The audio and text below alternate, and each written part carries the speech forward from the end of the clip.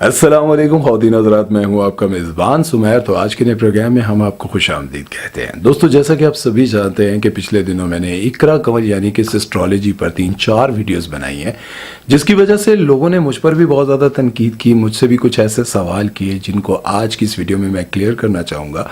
और साथ में लोगों ने मुझे कुछ ऐसी वीडियोज़ भी भेजी हैं उनकी जिन पर मैंने बात नहीं की थी और ना मैं करना चाह रहा था, लेकिन जब मैंने वो वीडियोस देखी तो मुझे यूं लगा कि इसको भी ज़रूर डिस्कस करना चाहिए।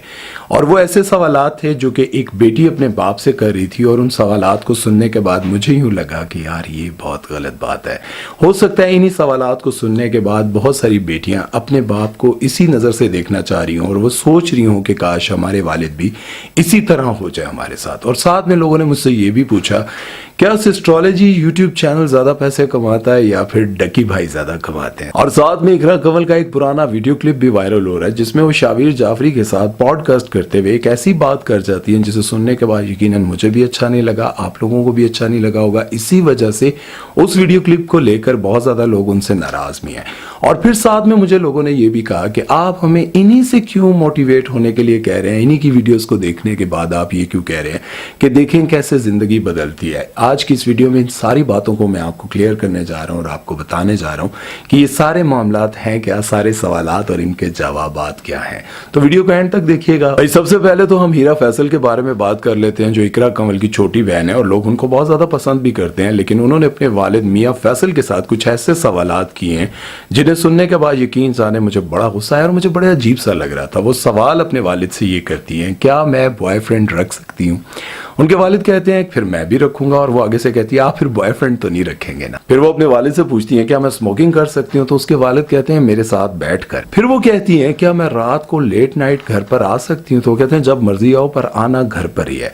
उसके बाद भी उन्होंने बहुत सारे ऐसे सवालात किए हैं, यकीन जाने मैं हैरान हो रहा था कि ये क्या तरीका है। आप लोगों को पता होगा कि शाहिद अफरीदी जो कि पाकिस्तान के बहुत बड़े सुपरस्टार हैं और उन्होंने अपनी जवानी से लेकर अब तक अपना लेवल नहीं गिराया। मतलब वो कल भी स्टार थे, आज भी स्टार है। उनकी पर्सनालिटी ऐसी है कि वो कल भी बहुत ज्यादा खूबसूरत और जवान थे और आज भी जवान और खूबसूरत ही लगते हैं। और आपको पता है उनकी भी 5 बेटियां हैं, लेकिन आज तक उनकी बेटियों ने अपने वालिद के साथ ना तो ऐसे सवालात किए हैं, जबकि आपको पता है उनके घर भी स्टार्स का आना जाना और हर इवेंट पे हर मैच में अपने वालिद के साथ वो जाती हैं, चाहे वो इंडिया हो, पाकिस्तान हो, दुनिया का कोना कोना वो घूम चुकी हैं। लेकिन आज तक शाहिद अफरीदी ने अपनी बेटियों को ना तो ऐसा लिबास पहनाया, ना ही उनसे ऐसी बातचीत करवाई। और आपने देखा होगा, हालांकि क्रिकेटर्स की लाइफ में इतना रुपया पैसा आ जाता है कि उनकी लाइफ क्या, उनका पूरा का पूरा खानदान ही बदल कर रह जाता है। लेकिन शाहिद अफरीदी ने अपनी बेटियों को बहुत ही अच्छे और सोबर तरीके से अपने साथ रखा और कभी उनको अपनी बेटियों की वजह से कोई शर्मिंदगी नहीं उठानी पड़ी। शाहिद अफरीदी ने अपनी बेटियों को बहुत अच्छे तरीके से रखा। लेकिन इन सारी चीजों को देखते हुए मुझे बड़ी हैरत हो रही थी कि फैसल साहब कैसे सवालात सुन रहे हैं और क्या जवाबात दे रहे हैं। आप यकीन जाने कि मुझे मियां फैसल साहब को देखकर बहुत खुशी होती थी कि ये इतने अजीम इंसान है कि जिनकी बेटियां और अपनी बेटियों के साथ ऐसे रहते हैं कि उनको बेटियां नहीं बल्कि बेटा समझते हैं। लेकिन जब इंसान बेटियों को बेटा समझने लग जाता है और उनको खुली आज़ादी देता है, फिर उससे कभी कभार ऐसी गलती हो जाती है कि वो ऐसी लिमिट्स क्रॉस कर देता है कि उसको समझ ही नहीं आती कि यार ये मैं क्या कर रहा हूँ। बॉयफ्रेंड रख सकती हूँ?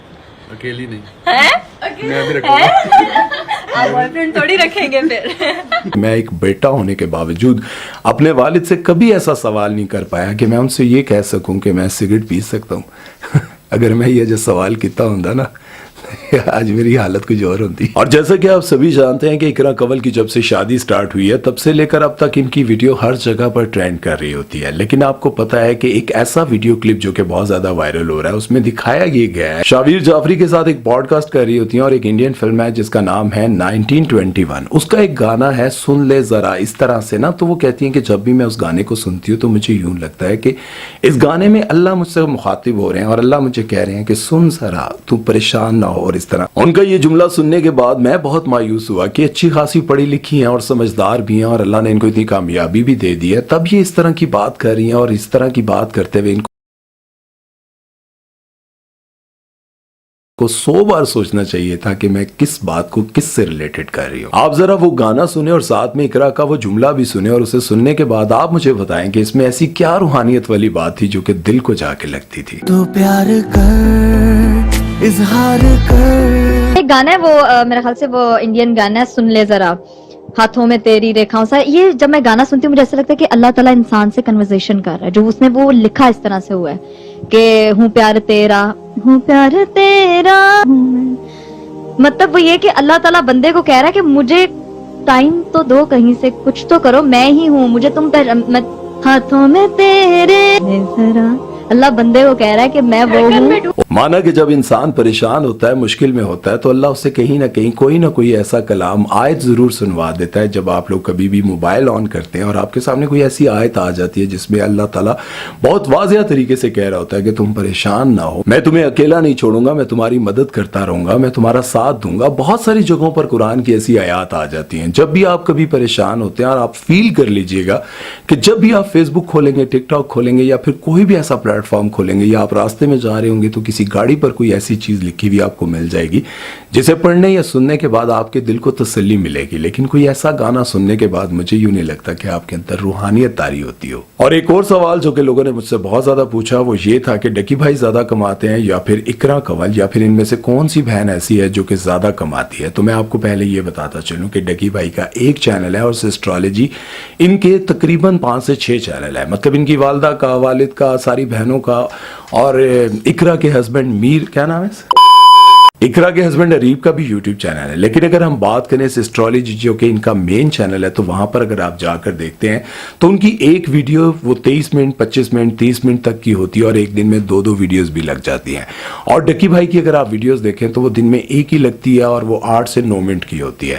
آپ جتنی لمبی ویڈیو ہوگی اس میں اتنے زیادہ ایڈز آئیں گے, اور آپ لوگوں اور کبھی کبھار 4 سے 5 ملین ویوز آ جاتے ہیں. تو ان ساری باتوں کو اگر آپ نوٹ کریں تو صرف سسٹرالوجی کے اتنے زیادہ ویوز آتے ہیں کہ وہ ڈکی بھائی سے بہت زیادہ کماتی ہوں گی. اب ان ساری باتوں اور ان ساری چیزوں کو آپ مد نظر رکھتے ہوئے سوچیں کہ اگر ڈکی بھائی مہینے کا 5 کروڑ کماتے ہیں تو پھر اقرا کنول جن کا مین چینل ہے سسٹرالوجی وہ کتنے کماتی ہوں گی, اور باقی بہنیں کوئی گل نہیں, کیلکولیٹر نہیں ہے ساڈے کو لینا وڈا.